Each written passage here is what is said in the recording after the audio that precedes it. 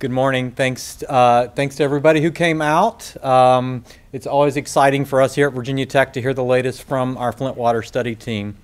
So I'm just going to welcome Marc Edwards, who is a University Distinguished Professor and the Charles P. Lunsford Professor of Civil and Environmental Engineering here at Virginia Tech, and he's going to kick us off and talk about what's going to happen here today. Marc.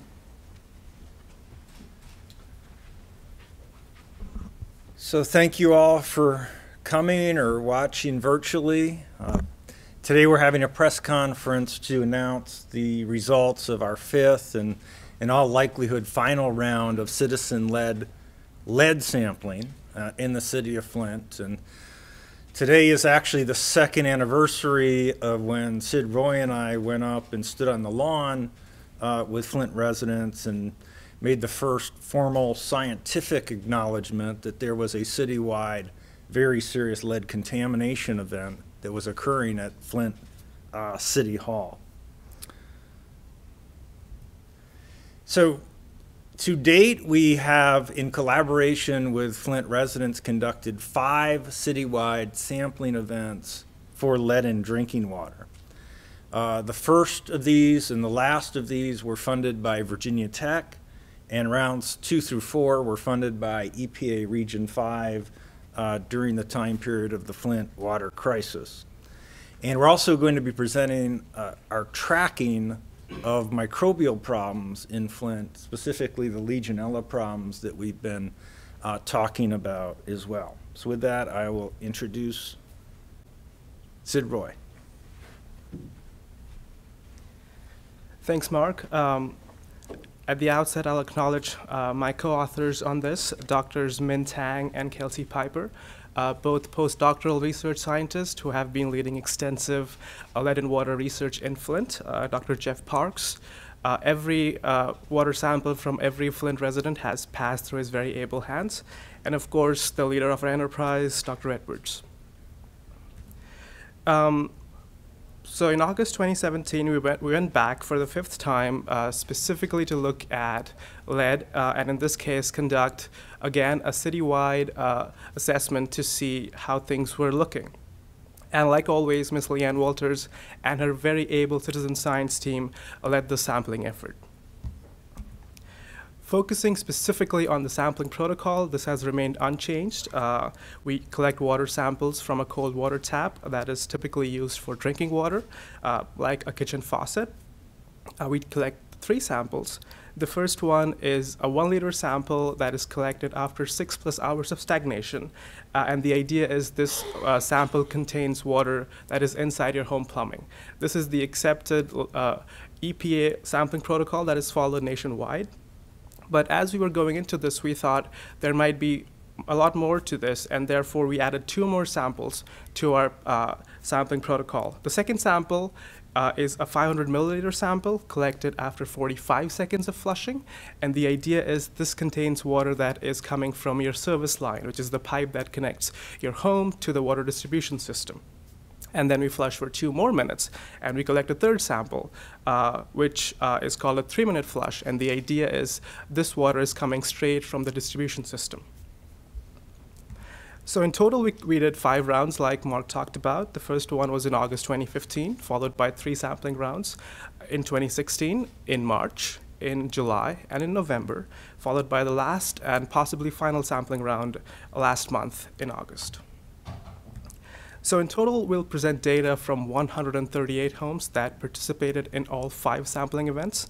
And the data will not be skewed by homes that dropped out in the prior sampling events, because we only focus on these 138 homes for all 5 sampling events. Based on now publicly available data from our colleagues at University of Michigan Flint, we now can definitively say which homes in our citizen science pool had what kind of service line. So based on the data that they made available, and you can see a link down below, 12% of homes, or 17 homes in our sampling pool, had a lead pipe. Very briefly, going back, in April 2014, Flint switched to the Flint River, which the water is very corrosive, contains high amounts of salt. they also stopped adding corrosion control chemicals, which caused high amounts of lead and iron rust to start falling off from these pipes. As a result, there was a citywide contamination problem.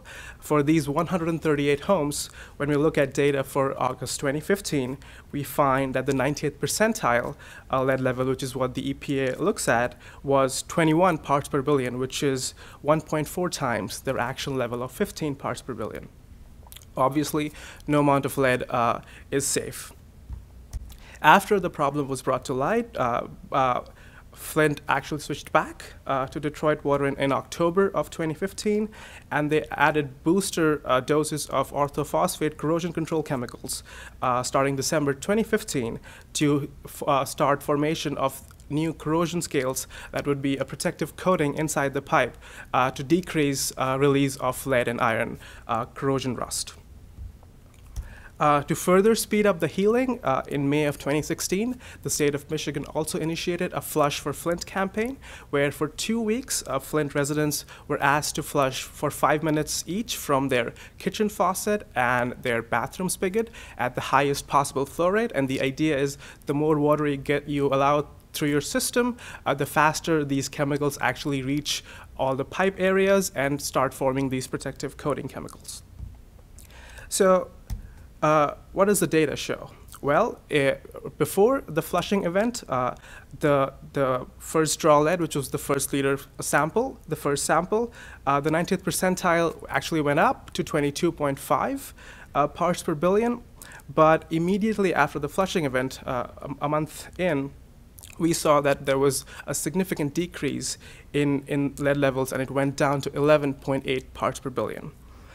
We went back again in November, and we found that the lead levels had further dropped to 8.4 parts per billion. But of course, November is a winter month. These are cooler temperatures, so lead release is usually lower. So to confirm that the healing is happening and is consistent across the system, we did the 5th round, which was in August. And we found that indeed lead levels have stayed low and are now at 8.3 parts per billion for our pool of 138 homes. So now to give you more data and more insight into our sampling event, I invite Min Tang.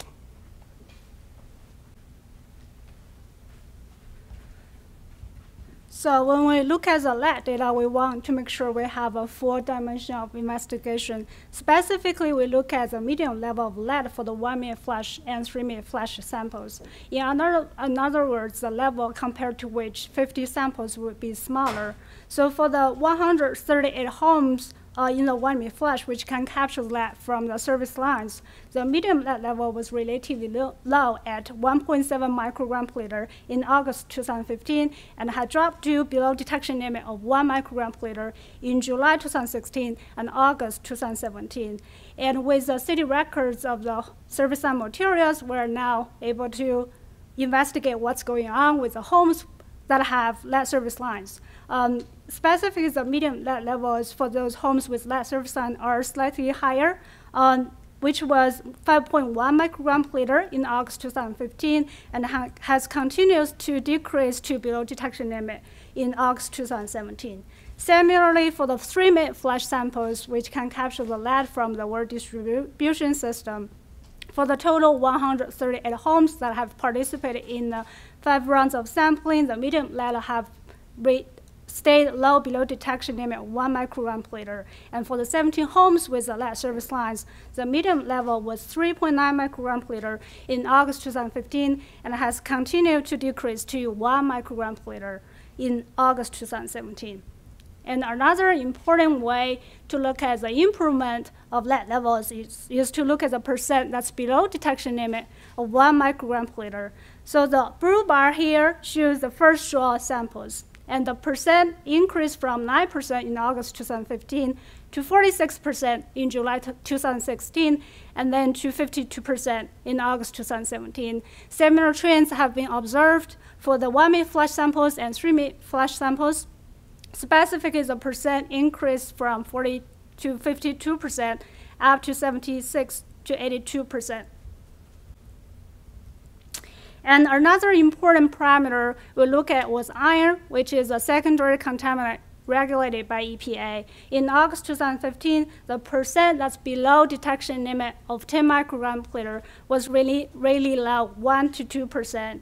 And we, in general, observed very discolored brown water. This is shown by the water samples in Mrs. Lian's house. And after a year of enhanced corrosion control treatment and flushing program, we have seen dramatic increase in terms of the water aesthetics. This also has been presented in our previous press conferences, where this is the water from the same tap before and after the enhanced corrosion control treatment. And this is also reflected by the numbers of the percent that's below detection limit. In July 2016, the percent increased to 22 to 34%, and 2 years later, the percent increased to 44 to 55%. And when we go back to Lian's house, the water looks extremely clean and clear, showing that the city of Flint has been continued to improve and healing, and we have seen a dramatic improvement of the water aesthetics. And with the city records of the service line materials, this is our first time to be able to back calculate the 90th percentile of a legitimate EPA ALCR approved sampling pool. So in order to do that, we use the data from the 17 homes with the lead service lines, and then we randomly selected 17 homes from the remaining 88 homes without a lead service line, but it was built after 1986 when the lead solder was banned. And for each selection of the 34 homes, we calculated the 90th percentile, and then we repeated the same process for 10 times, and the blue bar in the figure shows the average of the 90th percentile for the 10 simulations. So based on simulations, the 90th percentile in August 2015 was 30.7 microgram per liter, indicating a system-wide lead contamination event, which is also consistent with what we reported in our first round of sampling campaign. And then a year later, the 90th percentile dropped to 13 microgram per liter. And 2 years later, it dropped to the 9.8 microgram per liter, which is decisively lower than the EPA action limit. And it's also 3.1 times less level that's 2 years ago. And what we found is consistent with what the state found. So in the most recent round of extended sentinel sampling, they found that the 90th percentile of the tier 1 sampling was at or below 6 microgram per liter, and our slightly higher 90th percentile of 9 microgram per liter versus the 6 microgram per liter because by the higher temperature of our summer sampling time versus their lower temperature in April 2017. So with that, I would like to conclude that the state indicate Flint is meeting the EPA action level, and our data have confirmed that. The lead and iron levels have continuously decreased and compared to the first sampling event in August 2015. And as City of Flint has been striving to eliminate the lead source in City of Flint by upgrading their water infrastructure and replace their lead service lines, it's likely that the particulate can be mobilized into the water. So we still recommend that Flint residents should continue to use lead filters about water until further notice from EPA or the state.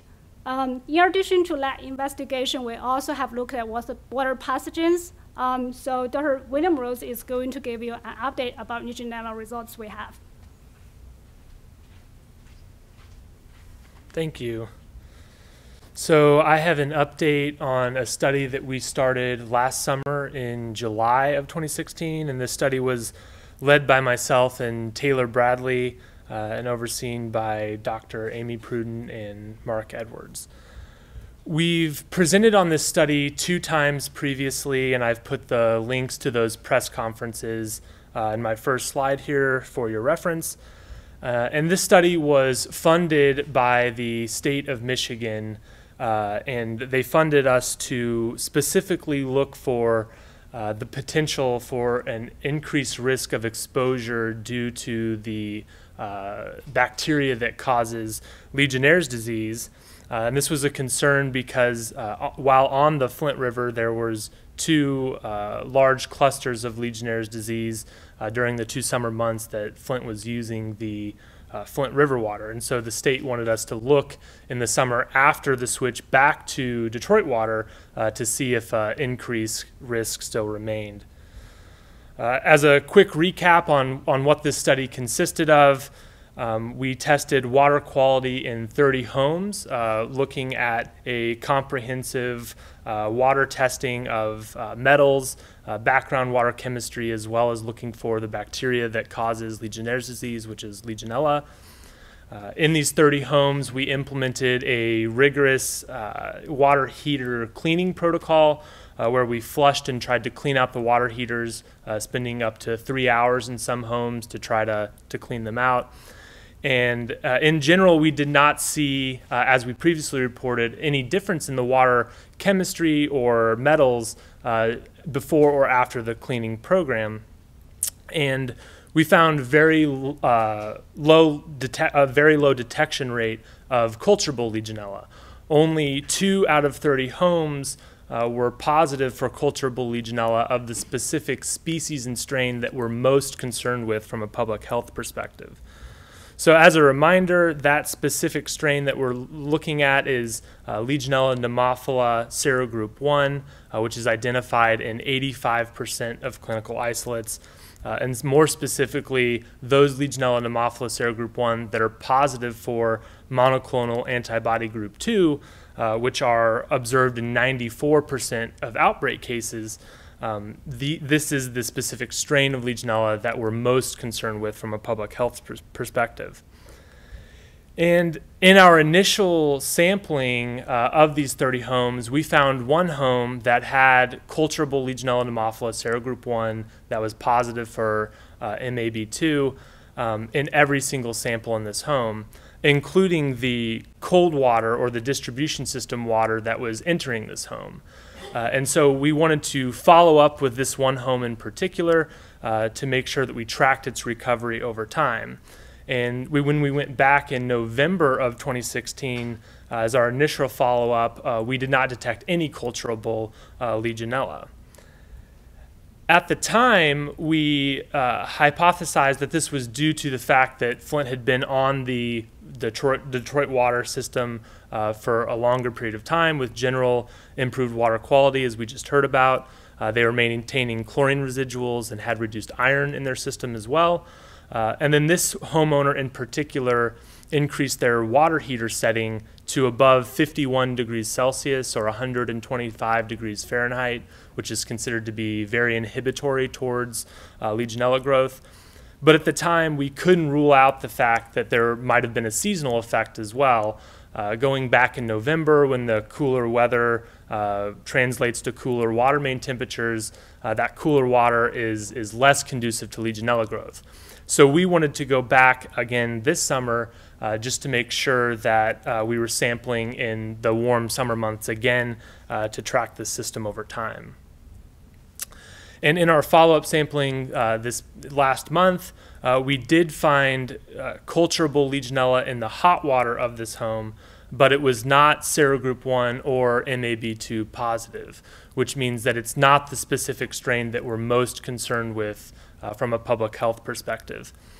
In addition, the concentrations of Legionella that we detected were very low. We reported them at 0.025 colony-forming units per milliliter, which is actually below the level that we can accurately quantify given the protocol that we used. This level is also low compared to levels of concern, although we don't have a standard that we have to meet for Legionella concentration in water in the United States. We can look at international guidelines that are widely accepted, and there's a French-based guideline that has a recommendation for exposure to the general public, and they recommend 1 colony-forming unit per milliliter as a maximum, which is 40 times higher than the amount that we theoretically detected. So since our initial sampling in this Sentinel home, we have not detected the strain of Legionella that is most commonly associated with disease outbreak. And this is consistent with our current understanding of Legionnaire's disease incidence. If we look at the incidence reported from January to August in Flint over the last 7 years, we can pretty notably see the increase in 2014 and 2015 while Flint was on the Flint River water. But after the switch back to the Detroit water system in 2016 and 2017, it appears that we are back to historically normal levels of Legionnaire's disease incidence. So this is why we feel at this time there's not an increased risk due to the exposure of Legionella in Flint right now. So with that, I think I'm going to welcome Marc back up, and he'll conclude. Thank you. Just to summarize in a nutshell, 2 years ago today, Sid and I stood on the lawn of Flint City Hall with the residents and presented unambiguous scientific data that showed abnormally high levels of lead, bacteria, iron, and disinfection byproducts in Flint water. And today we have equally definitive data showing that the levels of these parameters currently in Flint water are now back to normal levels for a city with old lead pipes. So with that, I'll just open it up for any questions. To ask your question, please press *6. Well, how important was the work of the students here to help the city of Flint get back on track? I think it speaks for itself. You know, we had 45 people on this team. They worked overtime. They were free over the last 2 years in many cases to get the data that we needed to first expose this problem and then track the recovery. Unmuted. So without the students, none of this would have happened. I think I have a call, a question on the call, Marc. I'm going to Sure. queue him up.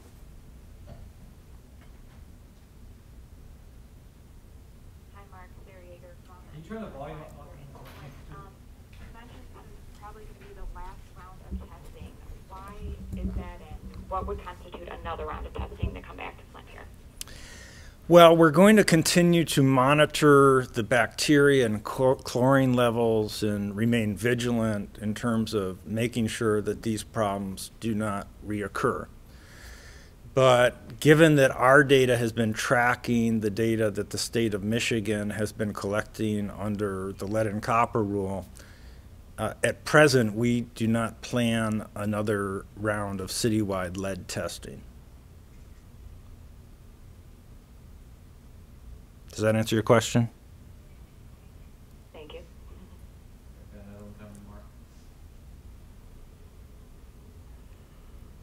Mark, Steve Carmody with Michigan Radio. Based on what you're saying today, is Flint's water crisis officially over? If you define the end of the water crisis as having water quality parameters back in the range considered normal for other cities with old lead pipes, the answer is yes. Obviously, there's still a crisis of confidence amongst Flint residents that's not going to be restored anytime soon, that's beyond the reach of science to solve, but it can only be addressed by years of trustworthy behavior by government agencies who unfortunately lost that trust deservedly in the first place.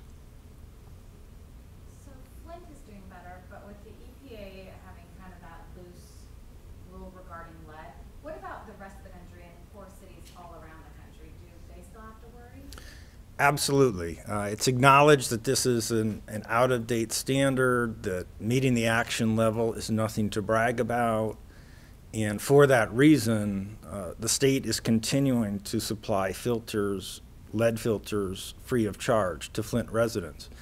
And we're trying to get similar types of protections to folks in other U.S. cities, such as Milwaukee, Pittsburgh. We're just telling people they're below the action level and flushing their water. We know that that's not enough anymore. So ultimately, that has to be addressed by EPA finally revising the lead and copper rule, which is now 6 years out of date. In the meantime, cities like Flint and other cities around the country have to decide what else they need to do to protect themselves, to make sure that vulnerable groups are not being exposed to too much lead through their drinking water. But that's a national battle that has to be fought. And we all owe Flint, a huge debt of gratitude for exposing this problem nationally. And, to some extent, we realize that the lead problems that we've seen in Flint, which we can now back calculate with confidence just how bad it was using legitimate lead and copper rule approaches in terms of a sampling tier. The levels of lead during the crisis are being experienced by many groups in the United States, many cities. If you own private wells in the United States, you're being exposed on average to the same lead and water risk as Flint residents. There's many other cities I'm working with today who have lead and water levels that are in the range of what Flint had during the water crisis.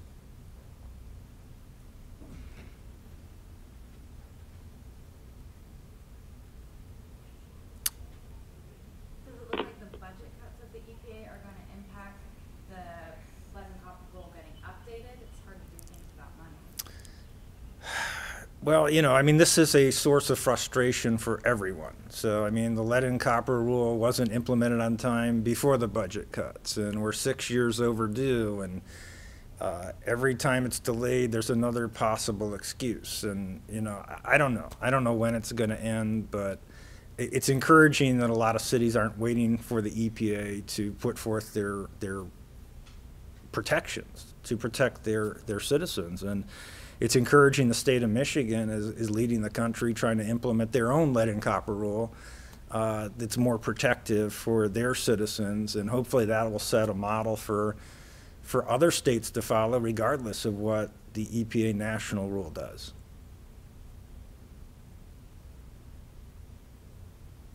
I can't see the budget cuts speeding up the process, but it's been so slow that, it's hard to detect it slowing down either. So. Any other questions? Everybody in an older house should just have a lead and water filter on their faucets just to be safe then. Anyone who lives in a home with a lead service line pipe or thinks that they might have a lead service line pipe or perhaps doesn't know, a lead filter to clean the water that's used for cooking or drinking is a low-cost approach to completely eliminating your concern, if used properly, of this harmful exposure from lead in drinking water. I'll stop now. Okay. Any other questions? Thank you all so much. Really appreciate it.